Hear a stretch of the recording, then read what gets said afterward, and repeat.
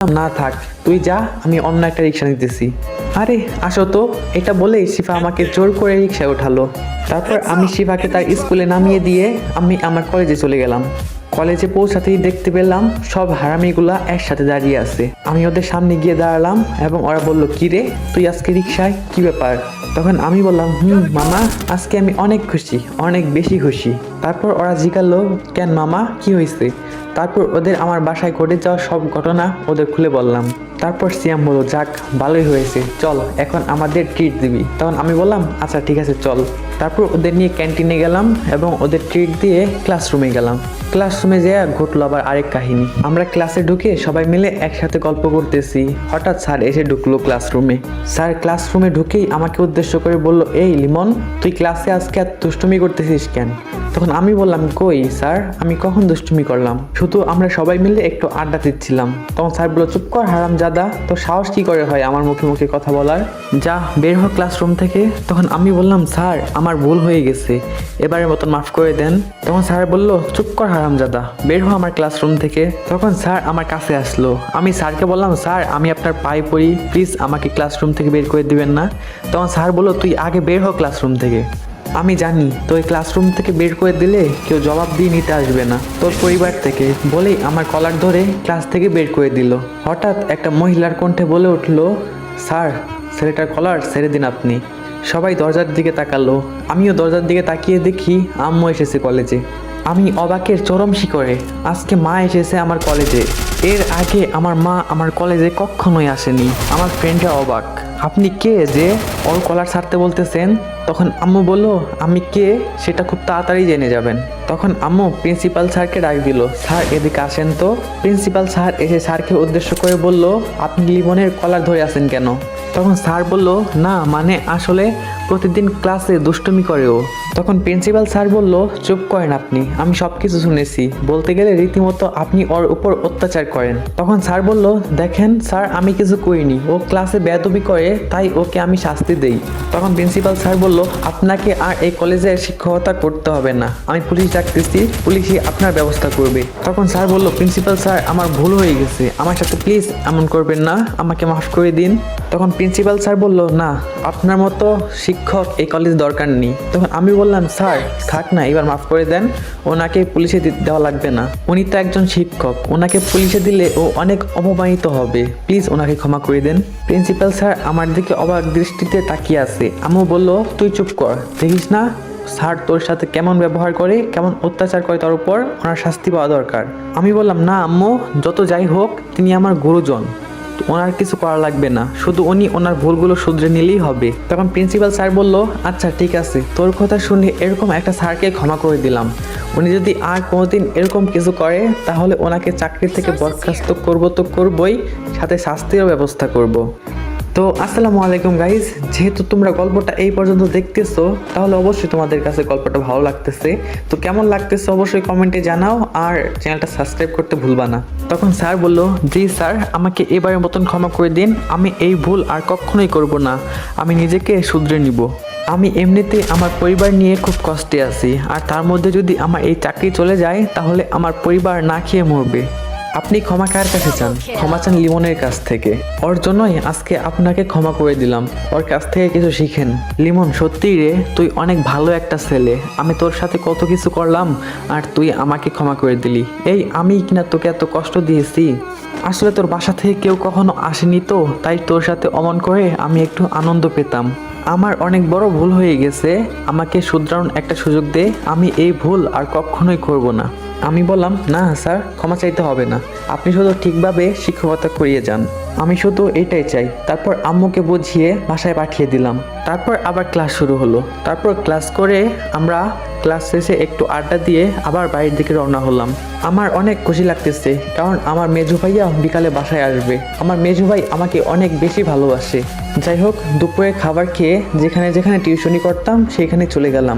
আমি সবাইকে জানিয়ে দিলাম আমি আর টিউশনি করাবো না, আমি আর তাদের পড়াবো না। তারা অনেক কষ্ট পেল, কিন্তু তারা যখন জানতে পারে আমার ফ্যামিলি আমাকে মেনে নিয়েছে তখন তারা অনেক আনন্দিত হয়। বাসায় আস্তে আস্তে আমার ভাইয়া কল দিল। আমি কল রিসিভ করে বললাম, ভাইয়া বলো। তখন ভাইয়া বলল, আমি চলে আসছি। কই তুই? আমাকে বাস স্ট্যান্ড থেকে বাসায় নিতে আয়। তখন আমি বললাম ওকে ভাইয়া, আমি আসতেছি, আমি তোমার জন্য অপেক্ষা করব।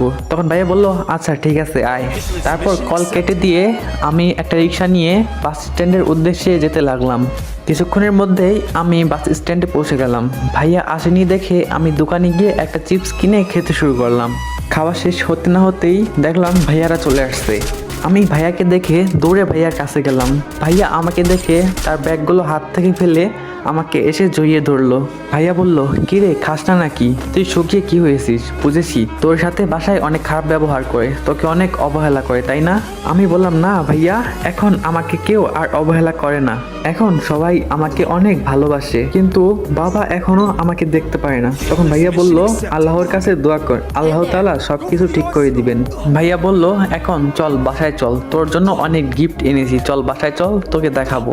তারপর ভাইয়াকে নিয়ে বাসায় গেলাম। বাসায় যেতেই দেখতে পারলাম বাবা ভাইয়াকে কত আদর করতেছে, যা দেখে আমার চোখে পানি চলে আসলো। কারণ বাবা কখনোই আমাকে এইভাবে আদর করেনি, সবসময় আমাকে কষ্ট দিয়েছে, সবসময় আমাকে অবহেলা করেছে। তখনই শিফা আমার পাশে এসে দাঁড়ালো এবং বলল ভাইয়া তুমি কান্না করছো কেন? বুঝেছি আব্বু ভাইয়াকে অনেক আদর করতেছে, ওইটা দেখে তোমার অনেক কষ্ট হচ্ছে তাই না? তখন আমি বললাম একটু কষ্ট হচ্ছে, বাবা আমাকে কখনোই এইভাবে আদর করেনি, সবসময় আমাকে অবহেলা আর কষ্ট দিয়েছে। তখন শিফা বলল থাক তুমি আর কষ্ট পেও না, দেখো আল্লাহ তাআলা সবকিছু একদিন ঠিক করে দিবে। তারপর ভাইয়া রুমে গেল। ভাইয়া আমাকে বলে গেল ফ্রেশ হয়ে একটু পর আমার রুমে আসিস। আমিও ভাইয়ার কথা মতো আমার রুমে চলে গেলাম। আমি রুমে গিয়ে তো অবাকের চরম শিখরে, কারণ আমার রুমটা একদম পরিষ্কার করে গোছানো এবং আমার রুমে ফ্যানও লাগানো হয়েছে। এরকম হবে আমি সত্যি কখনো ভাবিনি। যাই হোক আমি ফ্রেশ হয়ে ভাইয়ার রুমে গেলাম। আমি বললাম ভাইয়া আসবো? ভাইয়া আমাকে দেখে বলল ওই তুই এসে গেছিস, আর আমার রুমে আসার জন্য তোর অনুমতি লাগে নাকি? আয় আয় তাড়াতাড়ি আয়, আর কখনো আমার রুমে আসার সময় অনুমতি নিবি না, ঠিক আছে? তখন আমি বললাম আচ্ছা ভাইয়া। না থাক তুই যা, আমি অন্য একটা রিক্সা নিতেছি। আরে আসো তো, এটা বলেই শিফা আমাকে জোর করে রিক্সায় ওঠালো। তারপর আমি শিফাকে তার স্কুলে নামিয়ে দিয়ে আমি আমার কলেজে চলে গেলাম। কলেজে পৌঁছাতেই দেখতে পেলাম সব হারামিগুলা একসাথে দাঁড়িয়ে আছে। আমি ওদের সামনে গিয়ে দাঁড়ালাম এবং ওরা বলল কি রে তুই আজকে রিক্সায়, কি ব্যাপার? তখন আমি বললাম মামা আজকে আমি অনেক খুশি, অনেক বেশি খুশি। তারপর ওরা জিজ্ঞাসা কেন মামা কি হয়েছে? তারপর ওদের আমার বাসায় ঘটে যাওয়া সব ঘটনা ওদের খুলে বললাম। তারপর সিয়াম বলল যাক ভালোই হয়েছে, চল এখন আমাদের ট্রিট দিবি। তখন আমি বললাম আচ্ছা ঠিক আছে চল। তারপর ওদের নিয়ে ক্যান্টিনে গেলাম এবং ওদের ট্রিট দিয়ে ক্লাসরুমে গেলাম। ক্লাসরুমে যেয়ে ঘটলো আবার আরেক কাহিনী। আমরা ক্লাসে ঢুকে সবাই মিলে একসাথে গল্প করতেছি, হঠাৎ স্যার এসে ঢুকলো ক্লাসরুমে। স্যার ক্লাসরুমে ঢুকেই আমাকে উদ্দেশ্য করে বলল এই লিমন তুই ক্লাসে আজকে এত দুষ্টুমি করতেছিস কেন? তখন আমি বললাম কই স্যার, আমি কখন দুষ্টুমি করলাম, শুধু আমরা সবাই মিলে একটু আড্ডা দিচ্ছিলাম। তখন স্যার বলল চুপ কর হারামজাদা, তো সাহস কি করে হয় আমার মুখে মুখে কথা বলার, যা বের হ ক্লাসরুম থেকে। তখন আমি বললাম স্যার আমার ভুল হয়ে গেছে, এবারের মতন মাফ করে দেন।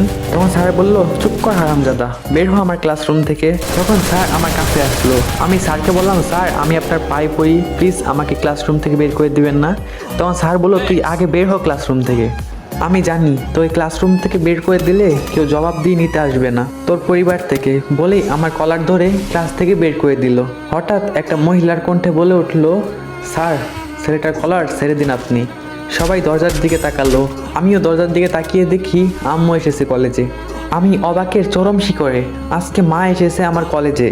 এর আগে আমার মা আমার কলেজে কখনোই আসেনি। আমার ফ্রেন্ডরা অবাক, আপনি কে যে ওর কলার ছাড়তে বলতেছেন? তখন আম্মু বলল আমি কে সেটা খুব তাড়াতাড়ি জেনে যাবেন। তখন আম্মু প্রিন্সিপাল স্যারকে ডাক দিল, স্যার এদিকে আসেন তো। প্রিন্সিপাল স্যার এসে স্যারকে উদ্দেশ্য করে বলল আপনি লিমনের কলার ধরে আছেন কেন?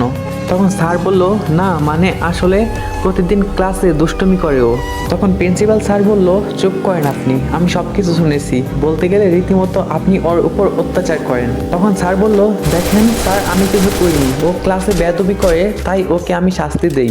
তখন প্রিন্সিপাল স্যার বলল আপনাকে আর এই কলেজে শিক্ষকতা করতে হবে না, আমি পুলিশ রাখতেছি, পুলিশই আপনার ব্যবস্থা করবে। তখন স্যার বলল, প্রিন্সিপাল স্যার আমার ভুল হয়ে গেছে, আমার সাথে প্লিজ এমন করবেন না, আমাকে মাফ করে দিন।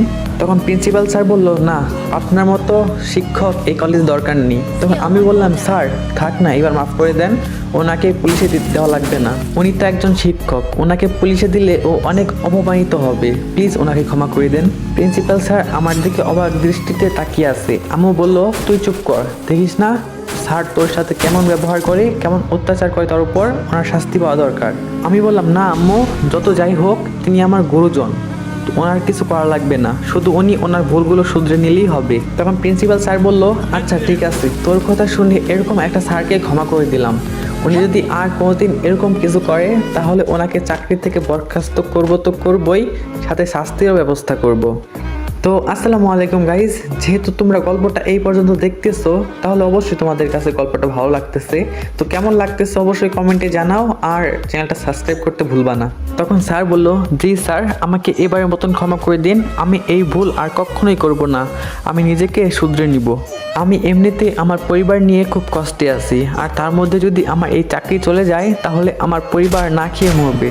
আপনি ক্ষমা কার কাছে চান? ক্ষমা চান লিমনের কাছ থেকে, ওর জন্যই আজকে আপনাকে ক্ষমা করে দিলাম, ওর কাছ থেকে কিছু শিখেন। লিমন সত্যিই রে, তুই অনেক ভালো একটা ছেলে, আমি তোর সাথে কত কিছু করলাম আর তুই আমাকে ক্ষমা করে দিলি। এই আমি কিনা তোকে এত কষ্ট দিয়েছি, আসলে তোর বাসা থেকে কেউ কখনো আসেনি, তো তাই তোর সাথে অমন করে আমি একটু আনন্দ পেতাম। আমার অনেক বড় ভুল হয়ে গেছে, আমাকে শুধরানোর একটা সুযোগ দে, আমি এই ভুল আর কখনোই করব না। আমি বললাম, না স্যার, ক্ষমা চাইতে হবে না, আপনি শুধু ঠিকভাবে শিক্ষকতা করিয়ে যান, আমি শুধু এটাই চাই। তারপর আম্মুকে বুঝিয়ে বাসায় পাঠিয়ে দিলাম। তারপর আবার ক্লাস শুরু হলো। তারপর ক্লাস করে আমরা ক্লাস শেষে একটু আড্ডা দিয়ে আবার বাড়ির দিকে রওনা হলাম। আমার অনেক খুশি লাগতেছে, কারণ আমার মেজু ভাইয়া বিকালে বাসায় আসবে। আমার মেজু ভাই আমাকে অনেক বেশি ভালোবাসে। যাই হোক, দুপুরে খাবার খেয়ে যেখানে যেখানে টিউশনি করতাম সেখানে চলে গেলাম। আমি সবাইকে জানিয়ে দিলাম আমি আর টিউশনি করাবো না, আমি আর তাদের পড়াবো না। তারা অনেক কষ্ট পেল, কিন্তু তারা যখন জানতে পারে আমার ফ্যামিলি আমাকে মেনে নিয়েছে তখন তারা অনেক আনন্দিত হয়। বাসায় আস্তে আস্তে আমার ভাইয়া কল দিল। আমি কল রিসিভ করে বললাম, ভাইয়া বলো। তখন ভাইয়া বলল, আমি চলে আসছি। কই তুই? আমাকে বাস স্ট্যান্ড থেকে বাসায় নিতে আয়। তখন আমি বললাম, ওকে ভাইয়া, আমি আসতেছি, আমি তোমার জন্য অপেক্ষা করব। তখন ভাইয়া বলল, আচ্ছা ঠিক আছে, আয়। তারপর কল কেটে দিয়ে আমি একটা রিক্সা নিয়ে বাস স্ট্যান্ডের উদ্দেশ্যে যেতে লাগলাম। কিছুক্ষণের মধ্যেই আমি বাস স্ট্যান্ডে পৌঁছে গেলাম। ভাইয়া আসেনি দেখে আমি দোকানে গিয়ে একটা চিপস কিনে খেতে শুরু করলাম।